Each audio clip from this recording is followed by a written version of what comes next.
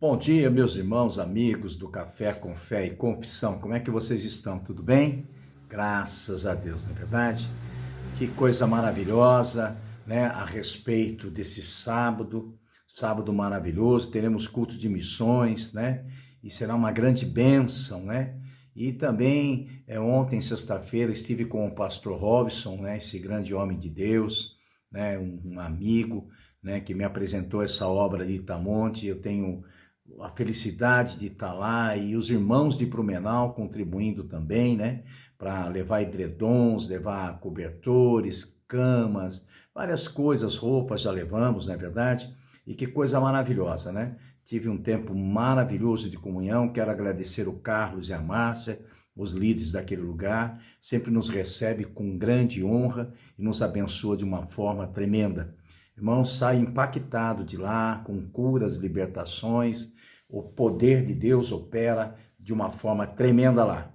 Amém, queridos? Graças a Deus. E vamos fazer o nosso café com fé e confissão.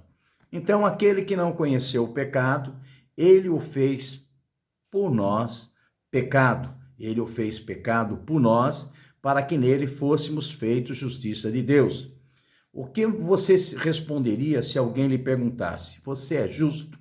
Muitas pessoas, ao lerem Tiago, capítulo 5, verso 16, muito pode, por sua eficácia, a súplica do justo, pensam: se eu pudesse encontrar um justo para orar por mim. Que tal se você vier a saber que pode escrever seu próprio nome na frente de Tiago 5,16? Aí está, então, mais uma das tremendas verdades que fortalece a nossa fé, para que uma vida completa, vitoriosa em oração. Naturalmente, estamos nos referindo àquele que já teve a experiência do novo nascimento. Amém? É uma satisfação, um grande prazer falar com pessoas que já nasceram de novo. Mas aqueles que não nasceram de novo, nós pregamos o Evangelho, o poder de Deus, para que eles fossem encontrados na posição de ser convencidos pelo Espírito Santo ao novo nascimento. Então, Tiago 5,16 deveria assim: eu posso, né? Porque eu sou justo. Aleluia. Então, Jesus trocou o nosso pecado pela sua justiça. Jesus era a justiça de Deus em pessoa. O homem é a expressão exata do pecado, corrupção e rebeldia. Como esse homem poderia chegar a Deus? Aleluia. Deus fez em Cristo o que a mente humana pode achar absurdo. Tomou sobre si o pecado e a maldição do pecado, do pecador, a fim de transformá-lo num homem santo e justo. Jesus era absolutamente justo. Aleluia. Aleluia. Nele não havia qualquer sombra de pecado. O homem, porém, era totalmente pecador, sem qualquer sombra de justiça. A justiça de Deus estava em Cristo, mas o pecado cobriu o homem. É aí que Deus coloca em operação o grandioso plano da recriação do homem, pelo qual seu pecado seria erradicado e a justiça de Deus lhe seria imputada. Na cruz do Calvário, Jesus tornou-se o que o homem realmente era. Vou repetir: na cruz do Calvário, Jesus tornou-se o que o homem realmente era, assumindo sua culpa e se tornando pecado em nosso lugar. Mas, com que propósito? Para que o homem, pela fé nele, fosse feito justiça de Deus, para que o homem se tornasse o que ele era, filho de Deus, podendo chegar à sua presença sem qualquer condenação ou sentimento de culpa, como se nunca houvesse pecado. Jesus se tornou nosso substituto, podemos nos aproximar de Deus sem qualquer temor. O caminho de volta para o Pai foi aberto por Jesus, e ele se tornou nosso substituto exatamente para isto. Agora, todas as vezes que Deus olha para nós, ele vê Jesus, assim como ele olhou para a cruz e viu nele o pecador. Toda vez que Deus olha para nós, ele vê Jesus. E assim como ele olhou para a cruz, em vez de ver o filho dele, ele viu o pecador. Ele ora para o pecador redimido e vê nele seu filho. Éramos nós, com nossos pecados e maldição que estávamos em seu filho. na cruz do horror. Ali, porém, o pecado foi julgado e a justiça de Deus satisfeita para que esta mesma justiça fosse imputado a todo aquele que crê. Então, somente creia e verás a glória de Deus. A justiça de Deus em nós é uma dádiva, é um presente, é uma bênção.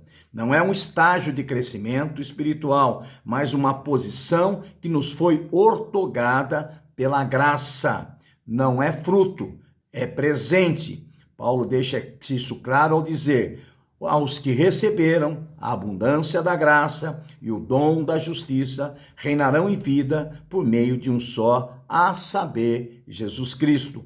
Romanos capítulo 5, o verso 17. Que versículo tremendo e maravilhoso, né? Então, Paulo deixa bem firme, bem claro, bem revelado que a justiça é um presente, não é um fruto.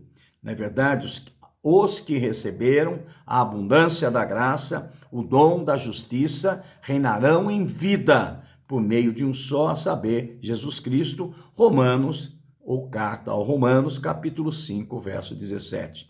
O dom da justiça, não há nada que você possa fazer para se tornar justo aos olhos de Deus. Então, o dom, o presente da justiça, não há nada que eu e você possamos fazer, aleluia, para tornar-se justo aos olhos de Deus.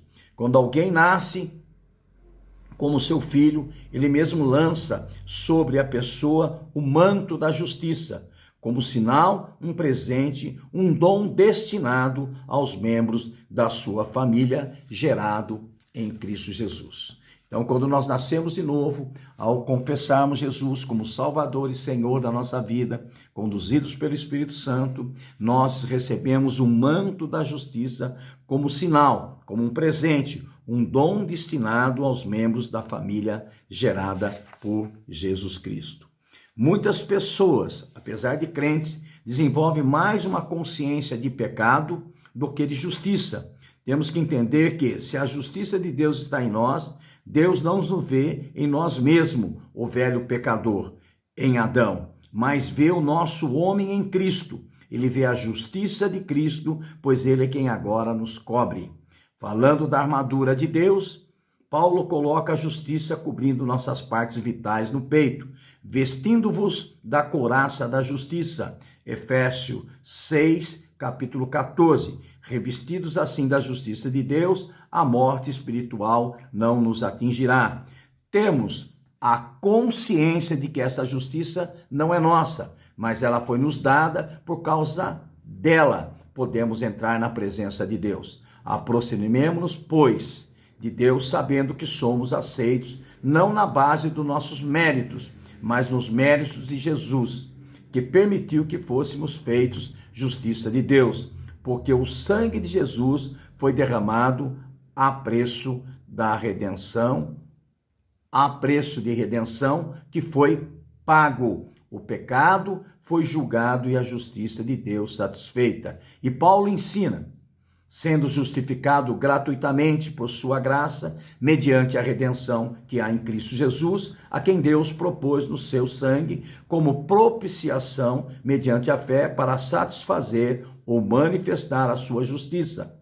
Por ter Deus, na sua tolerância, deixado impunes os pecados anteriormente cometidos, tendo em vista a manifestação da sua justiça, no tempo presente para ele mesmo ser justo e justificador daqueles que têm fé em Jesus Cristo. Romanos capítulo 3, o verso 24 ao 26. Meu amado, meu irmão, tenha a mente da justiça de Deus, não a mente de pecador. Não há condenação para aqueles que estão em Cristo Jesus. Se você está em Cristo, não há condenação, porque a lei do Espírito da vida já aniquilou a morte e o pecado. Agora você vive para Deus sem condenação. Você é justo, direito à herança, curado, sarado. Pisa na cabeça do diabo e diz para ele que fedido, injusto é ele. Você é justo, justificado, com conta quitada. Aleluia. Um bom dia. Pastor Beto Fernandes que te ama, no nome de Jesus. Amém.